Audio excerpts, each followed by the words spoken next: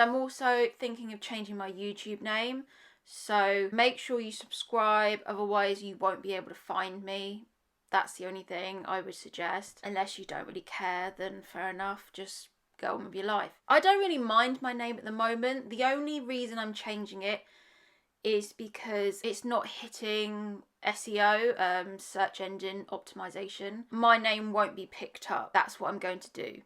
Change my name. So for today's topic, I thought I'd talk about how, first of all, you need to fix loneliness before you date. I don't know, I can't remember if I actually put this in my last video. I think I cut it out, but I was talking about moving back to the city because at the moment I kind of live in a small commuter town and people use it as a base and they like springboard and then obviously they go to London for their job and then come back, and it's kind of like a nice middle class town, quite safe. But I also did a video, video's starting to pick up a bit now, this video about small town dating, about how living in a small town you're limited to the pool of people that you're in, and on Tinder I'll see the same people again and again that I haven't found anyone. And for a while I've been thinking about moving back to the city because it's just little things, like on a night out I can just, crash and I don't have to worry about getting the last train.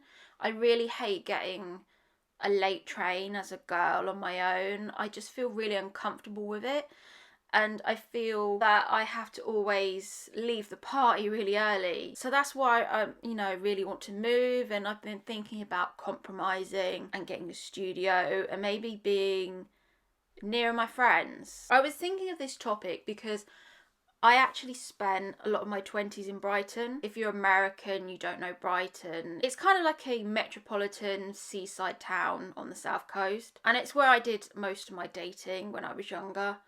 And I definitely had more luck with dating in Brighton because there were more people, more places to go. It was easier to go and get a drink, go and get a coffee, and it was much easier. But I was also thinking about when I first moved to the city, I would be dating out of loneliness and I would go on dates with people that I wasn't really attracted to, just to get out of the house, to stop feeling lonely at the weekend.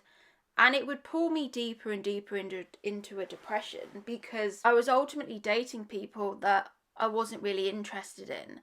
And guys don't really want to be your friend, do they? Let's be honest. I mean, that's how I think.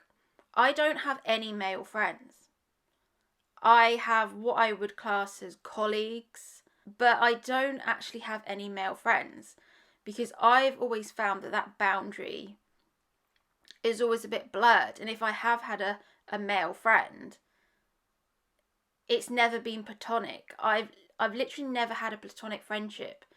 If I have kind of been friends with a man, they've always tried to, get into my pants kind of thing.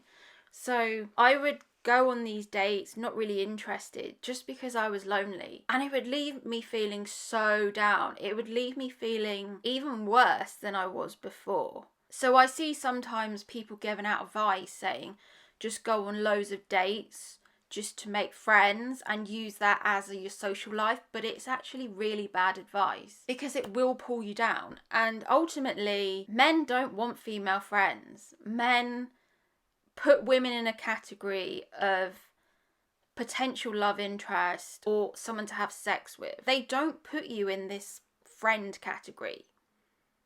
And if they do, it's because they don't want to be the bad guy, basically. They don't want to be the bad guy, and it's a way of letting you down gently. They don't want to be the person that's like, oh, I've really hurt this person's feelings. If I think about times in my life where I've asked a man to be friends, he's always said no. Basically, if a man puts you in this kind of, has you as a friend, he's losing the option to potentially have sex with you. Because the more you know about him and the more you know about what he's doing and who he's sleeping with, it can potentially put you off the man. So he's not going to do that. Not going to lay his cards out because that will ultimately leave potential for you to not have sex with him. And I know this is harsh, but ultimately a lot of men think, why do I need a female in my life? This is sadly how some men think. They think, why do I need a female in my life that I'm not having sex with? And that's literally what it boils down to. And it's sad and it's savage, but that's kind of how the world works out. But also, if you're feeling lonely, it puts you in a vulnerable position where you are more receptive to toxic people, because you already feel a lack in your own self. You already feel lonely. You already feel that you're not good enough. This was my problem. I would always try and solve loneliness externally with trying to get a boyfriend to fill that void of being lonely. And I think of times in my life where I have gone back to the wrong person, not because I wanted to, but just because I was lonely. And that's what hurts the most, is because the rational part of my brain could think, I don't really want to be with this person, but I don't want to be alone. I don't want the Friday night alone. I don't want the Saturday night alone. So I would go back to these people and put up with their bad behaviour because I hadn't built up the appropriate female circle of friends. The irony is, no matter how wide you build up your friendship base, you can be one of these people that cultivates a load of friendships and has a lot of friends. You're always going to have that time where you're alone. I don't know anyone that physically every night of the week they're booked out doing something. You're always going to have that alone time where you need to sit with yourself and think, shit, I'm lonely. Unless you're like living with your partner, you're going to have that time where you're lonely. And I used to hate the feeling of loneliness so much. I'd always hate going into work and people would be like, well, what did you do at the weekend? And I would hate that feeling of, well, I haven't really done anything.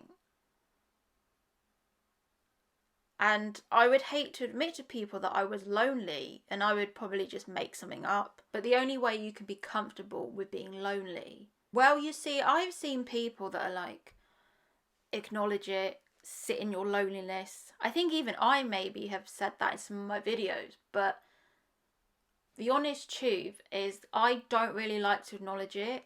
I just make sure I'm busy all the time. I literally don't stop, because if I do stop, then I think about it, then it makes me upset, and then I cry.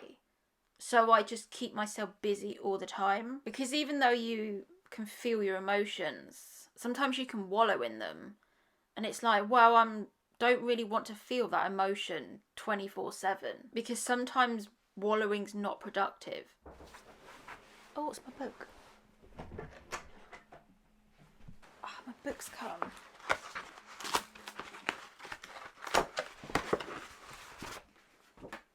This is completely random.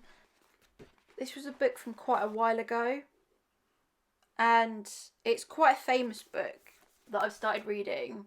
Well, obviously I haven't started reading it, I've just got the Amazon parcel. And it's called How to Be a Woman. So I'm going to read that. I don't think I really acknowledged it until I sat down in lockdown. And I realised all the shitty mistakes that I made in life, all the bad decisions that I'd made, had all stemmed from loneliness. And ironically, wasn't until I was put in that position where I had to face loneliness and there was no option. That's ironically when I became more comfortable with loneliness. I think you're never going to be completely okay with it because it's not a human default. But if you can retreat into your own hobbies and your own interests, then you're solitary but not alone. And solving that issue ironically helped me with my dating, because now when I date, it's intentional. I go on a date because I'm really into that person. I really like them. I want to get to know them better. I want to be in their company.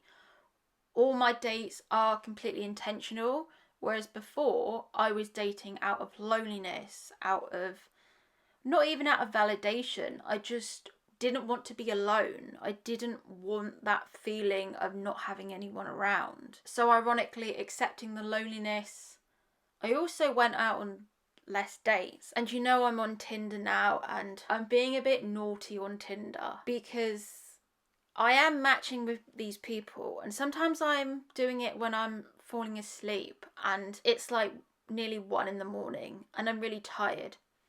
And sometimes I match with someone that I'm not really 100% into because I'm tired. And then I'll have a few messages with them and I'll just unmatch them. And that's not a great thing to admit. But it's because I know I don't want to waste these people's time. I can kind of know. I know if I like someone. I know if I'll get on with them. I just know. I would rather just not go on a date because I'm more comfortable with my own self now and I'm more comfortable with my own company.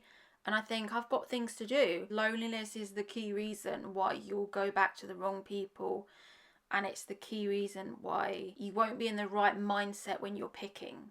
You're going to be picking out of a mindset of lack and wanting and being desperate for a relationship. I think I'm done because I can hear myself getting vocal fry now.